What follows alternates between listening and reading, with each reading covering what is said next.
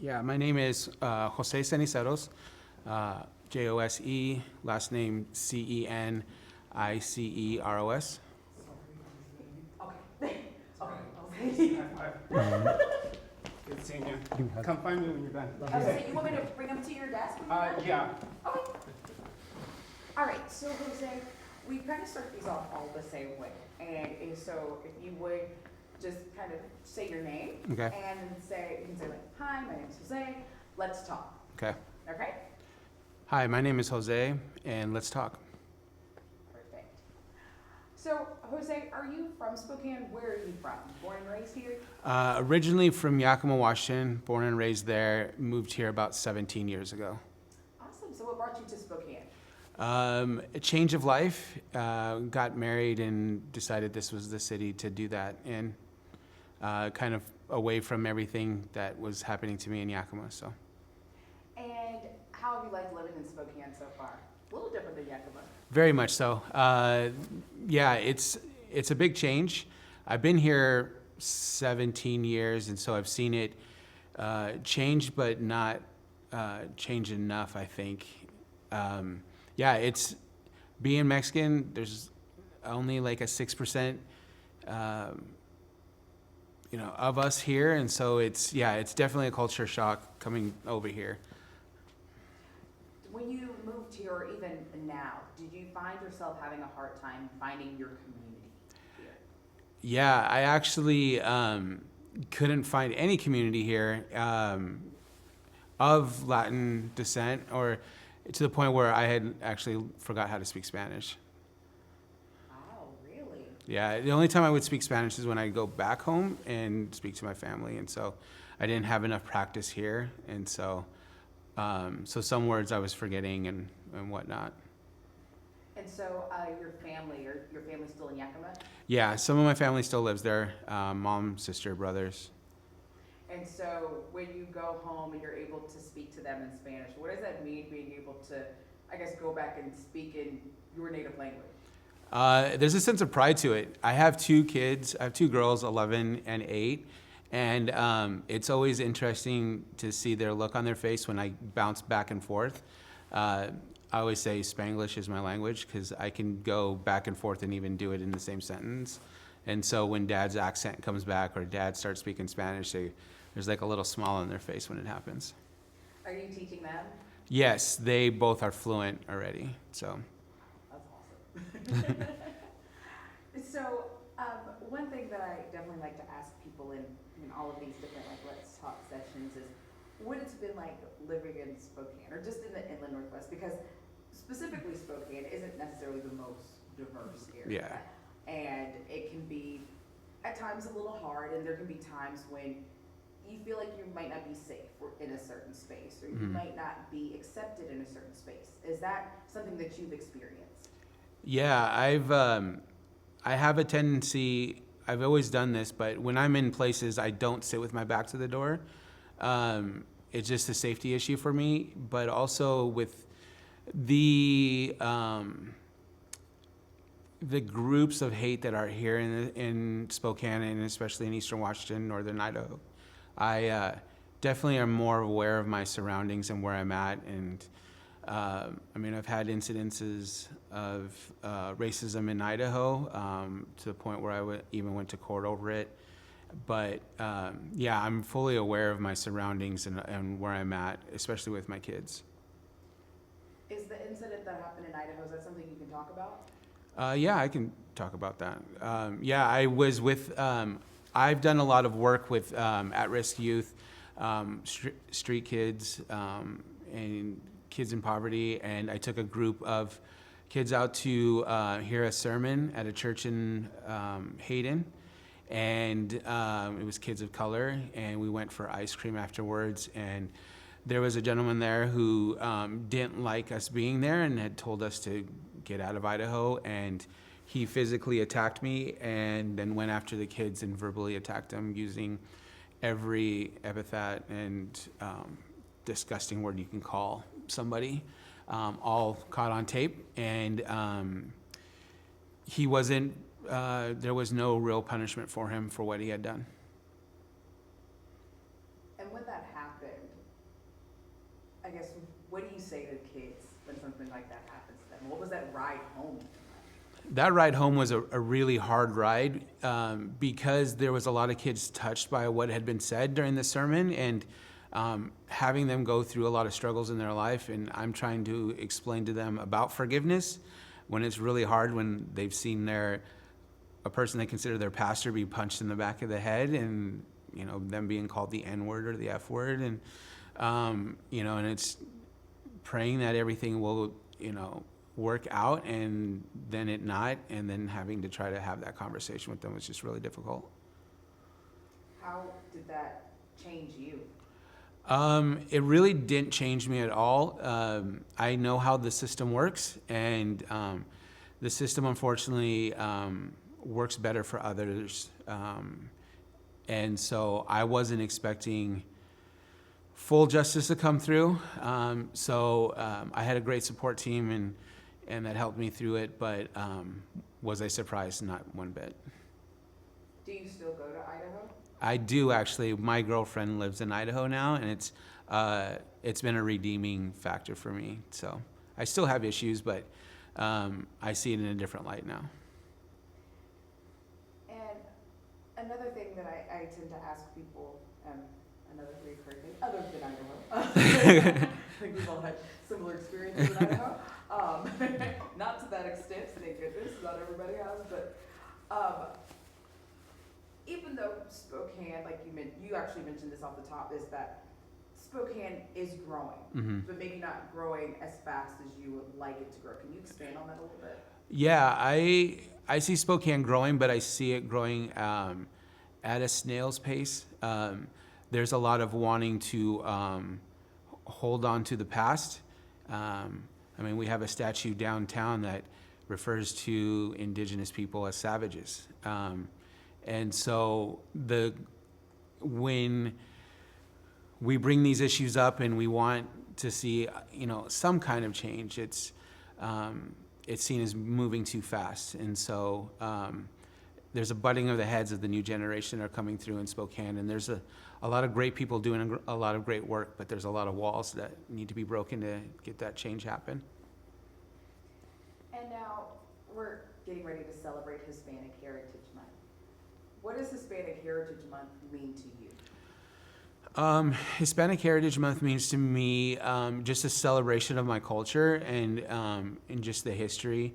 My dad was a migrant farm worker, came to this country in '76 after his mom had passed to help support his family back home, and then eventually bring his family to the United States. And having been a kid of a migrant farm worker and working in the fields, there's just a celebration of our culture and our people, and just despite what has been said in the last 5 years, we are people that take very great pride in ourselves, and and so just to see this celebration happen every month, every year, it's important for me and my girls, and just an explanation of who they are and where they come from. And like you mentioned, the last, it seems like at least 5 years, there seems to be this rhetoric that's repeated over and over again, whether you hear about Hispanics or people from Mexico, immigrants in general. Yeah. There seems to be just this hatred all of a sudden, for whatever reason, even though we're a country made up of immigrants, but whatever.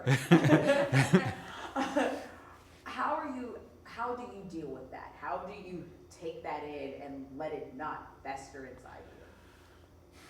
I don't let it fester in me because I know it's not true. Nobody is perfect, whether you're white, brown, yellow, red, whatever it is. Nobody is perfect. And so the rhetoric that has happened with, the Latinx community and what is being said about them, I know it's not true. And so I don't let it fester me. I know that I have 2 kids that look up to me and are seeing how I do things. And so I can't return hate with hate. And what would you like to say to our viewers about what it means to you about being a Latino male, about being this prominent member of our community, what would you say to them so they could see you clearly for who you are fully as a person? That's a good question. Yeah, I mean, I always say, get to know me, have a cup of coffee with me, sit and have a conversation. I think not only with me, but with just somebody different, and understand where they're coming from. For me, I'm a proud Mexican American. I come from a dad who walked to this country to make a better future, not only for me, but for other people and other generations that are here. And so I'm very proud of that. I will wear that as a badge of honor until the day I die, and I share that with my daughters. And so get to know someone before, you think one thing about them. And speaking of your daughters, do you ever have to have kind of tough conversations with them about different things, whether it's something in the news or something that happened here in Spokane? Do you ever have to have kind of those tougher conversations with them about being, Yeah. a little Hispanic girl in Spokane? Yeah, I've had to have conversations with my daughters because my ex-wife, their mother is white, and so they're little blonde-haired, light-skinned girls, but they have Mexican surnames, and so I do not hold anything back. I have conversations, but kid version conversations, especially with the protests that have been happening in the last couple years. We had the conversation,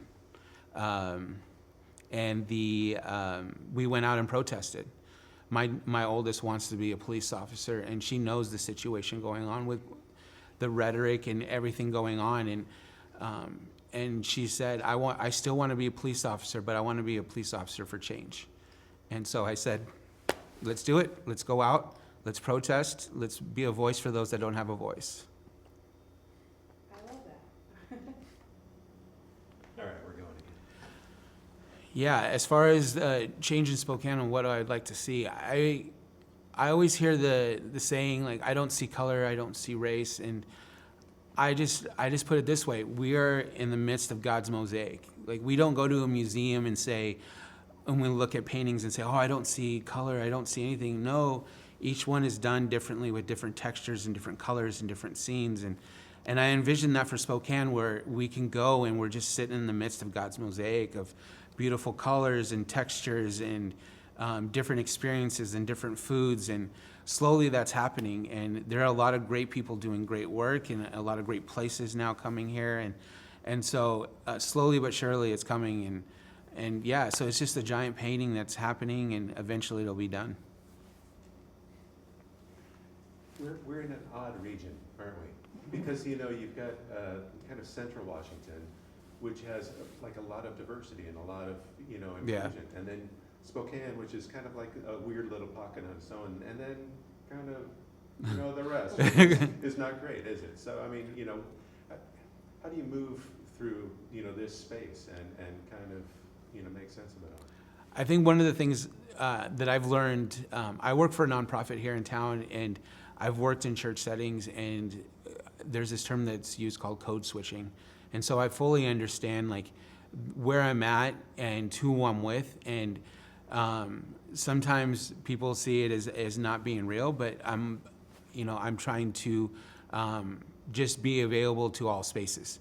And that's what I want to be. I want to be available to all spaces. And so Spokane, a little bit difficult. I mean, the state of Washington is really 3 different sections. You have the west side, you have the central, and you have eastern. And so it's like being able to be, to go into different areas and different places with confidence, and just be okay with who you are, and knowing that there may be people there that aren't okay with who you are, but it's good for them to be introduced to someone like you, because then they do have that experience, and maybe change will happen. Do you have like and you talk a lot about faith. Do you have like an intersection with your heritage and with your faith? I do. We have 1 or 2 Hispanic churches here in town. I go to Life Center. It's a great place for me, and it's been an accepting place for me of who I am and of what I do and what I believe as far as culturally is concerned, and a great support system. And I think that with our faith leaders in town, we have some great faith leaders of different races and different cultures that have bonded together to jump into those spaces that maybe most churches won't go into, and want to hear, want to listen, want to talk. And so, yeah, Life Center's been great for me in being able to have that space. Feel good? Yeah, Yeah. That was couple of Yeah. thinking. Yeah. So we need kind of like some shots of you just kind of thinking and Mhm. kind of, you know, looking off into the distance, things like that. Okay. We kind of used to kind of bridge things. and For stuff sure. like that. So, you know, maybe just kind of, you know, some thinking and kind of looking off into other parts of the studio. Okay. Ignore the cameras for a little bit. For sure. Super weird. Yeah, not see this, right? This all is going. I'll talk to you. Yeah. So actually, like, I've been to Life Center a couple of times. I live like right by there. I live in that neighborhood right there. Tim actually introduced me to you at I church. thought so. Yes. Okay, so I didn't want to say it when I saw you, and I was just like, I feel like I've met him before. And then I was trying to. My tattoos are covered. I'm covered in tattoos, and so when I am, like, people don't recognize me, and then I take And off. you're like, got it. Yeah. It's like I take out, like, if I have my suit on or something, and it's like I take it off, they're like, oh, what is that? Yeah. I loved it. So actually, like, I came, trying to think, I can't remember now the first service that I came to, but I remember I've gone like 3 or 4 times. My Mhm. boyfriend goes more consistently than I do. Okay. Like, he's much better than I am about waking up early on a Sunday morning. And actually, it's not that early. Why am I saying that? I'm using that as an excuse. I should not.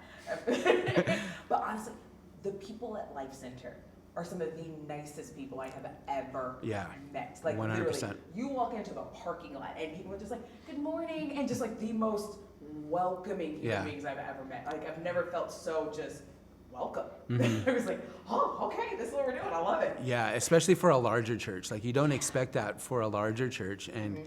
the work that they even do in the community and going out and serving, it's like, it's a small church in a big church. Yeah. And it's so great. And it's like, once you get in and just like a few people at a time, you just meet somebody, and then it's just, your community grows. I Absolutely. love it. Like, it's seriously a fantastic place. Like I've spoken to so many people about it because it really is like you walk in and everybody's greeting you and saying good morning and Yeah. oh, you want to go get coffee right here? And you're like, oh. Yeah. Yeah, it has been. I mean, when I had my incident in Idaho, like, I went to Pastor Joe, who's been like a mentor of mine for like 10 years, and he was just like, whatever you need from the church, what do you need from us, just let us know. And they've always had representation for me when I'm at the court cases and all of that, and just through life. And so it's been awesome. I mean, without Life Center, I would have never met Tim, and he's just been awesome. And he's such a good person. Yeah. Like, I forever say, like, he's one of the greatest people I've ever met. No question about it. I met him literally, I think it was like a week after he moved here from Nashville. Oh, no way. Yeah, he was in our small group. Oh, nice. Yeah, and he was like couch surfing at the time, and we were just like praying for a home for him. And so, yeah. All right, so Jose, we are all done with you. Awesome. Thank you. Thank you so